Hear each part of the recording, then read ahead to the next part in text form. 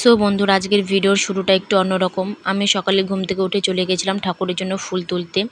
So দেখো, এখানে আমি মোটামুটি অনেক ধরনেরই ফুল গাছ আছে আমাদের বাড়িতে। মোটামুটি 3 থেকে 4 রকমের ফুল গাছ আছে। সো আমি সব রকমের ফুলই তুলে নিয়েছি ঠাকুরের জন্য। এখানে দেখতেই পাচ্ছ আমি একসাথে ঠাকুরের জন্য ফুল, তুলসী পাতা সব কিছু তুলে নিয়েছি। সো এখানে ফুল, তুলসী পাতা তোলা হয়ে যাওয়ার পর আমি চলে যাব স্নান করতে। সো স্নান করে আমি চলে যাব ঠাকুরকে পুজো দিতে। তো তারপর আমি স্নান করে চলে আসলাম ঠাকুর ঘরে ঠাকুরকে পূজা দিতে। তো তারপর দেখো, এখানে আমি প্রথমে গোবিন্দকে স্নান করিয়ে নিচ্ছিলাম, ভালো করে মুছে নিচ্ছিলাম।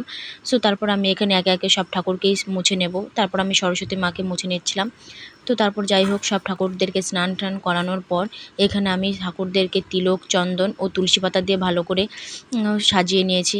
সো আজকে তো যেহেতু বৃহস্পতিবার, আজকের পুজোটা একটু অন্যরকম হয়।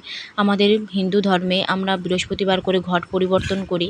আমিও সেখানে ঘট পরিবর্তন করেছি এবং দেখো, আমি একে একে সব ফুল দিয়ে ভালো করে আসনটাকে সাজিয়ে নিচ্ছি।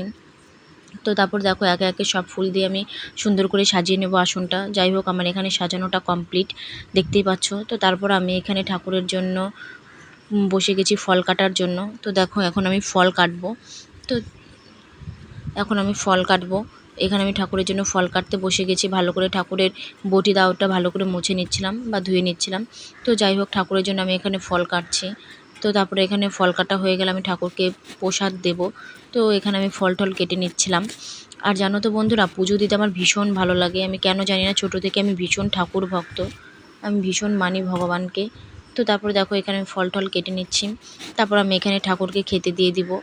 যাই হোক, তো তারপরে এখানে আমি ঠাকুরকে খেতে দিয়ে দিয়েছি। ফুল, তুলসী পাতা সব কিছু দিয়ে সুন্দর করে সাজিয়ে দিয়েছি। তারপরে এখানে আমি ধূপ মুছি সব কিছু ধরিয়ে নিয়েছি।